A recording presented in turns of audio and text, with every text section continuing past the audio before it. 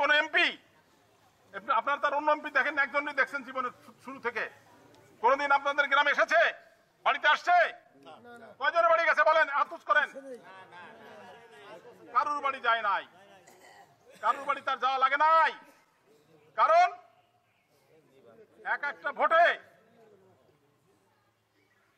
51% vote পালি pass হয়, উনি পাইছেন 100-এর উপরে। ঠিক কিনা? দেখেন ভাগ্য মরা লোক তার জন্য ভোট দিয়েছে, আমি 100-এর উপরে এই জন্য বলেছি। তার কারোর কাছে আশা লাগে নাই, ভোট দিয়ে চলে আসছে, কাগজে লিখে দিয়ে চলে আসছে। এবং এরকম একটা মাঠে কোনোদিন কারোর সাথে বক্তৃতা করে নাই, এবং কাউরে সে মামা কাকা ডাকে নাই। আমার যেমন অনেকে কাকা ডাকে, কেউ চাচা ডাকে, কেউ মামা ডাকে, কেউ দাদা ডাকে, কেউ ভাই ডাকে।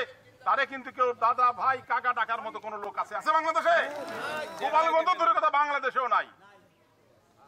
আপনারা এমন নেতারে আপনারা এমপি বানাইছেন, আপনাদের ভাগ্যটা চিন্তা করেন।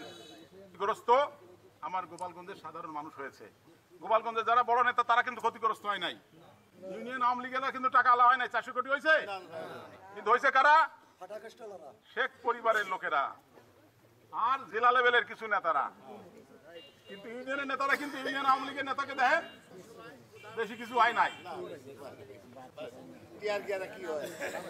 এই জন্য আজকে যদি আমার মতো শেখ সিনি আপনাদের কাছে ভোট সাথী আসতো, তাহলে কিন্তু কিছু ভাগ পাত, এই 15 বছর কিছু ভাগ পাত।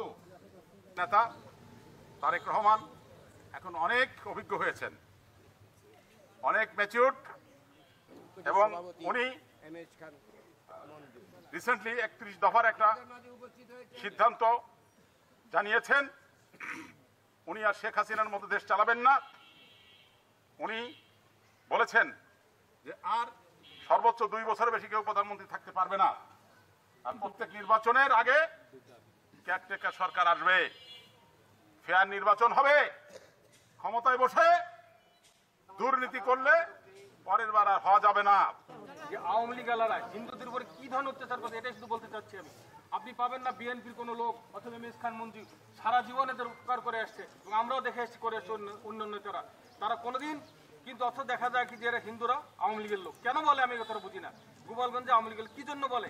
এত বড় অত্যাচার করছে যে আপনার জ্বলন্ত উদাহরণ থাকা সত্ত্বেও কেন সব কথা বলবে? আপনার তার জবাব দিবেন এবার।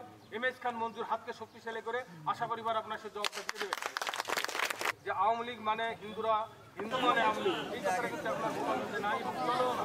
আমি দিনে আমাদের নেতা এমএস খান মঞ্জুকে গোপালগঞ্জ সদর 2 আসনের সংসদ সদস্য নির্বাচনের মাধ্যমে এই অঞ্চলের যে উন্নয়নের ধারাবাহিকতা এটা বজায় রাখতে হবে।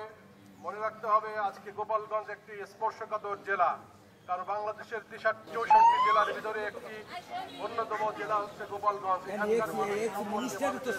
ভিন্ন ধারণা আপনারা জানেন, কিছুদিন আগে এখানে আর্মিদের গাড়িতে অ্যাটাক করা হয়েছে, এবং আমাদের কেন্দ্রীয় নেতারা যখন যাচ্ছিল ঘোনাপাড়া দিয়ে, সেখানে এক কেন্দ্রীয় নেতা ওখানে নিহত হয়েছে।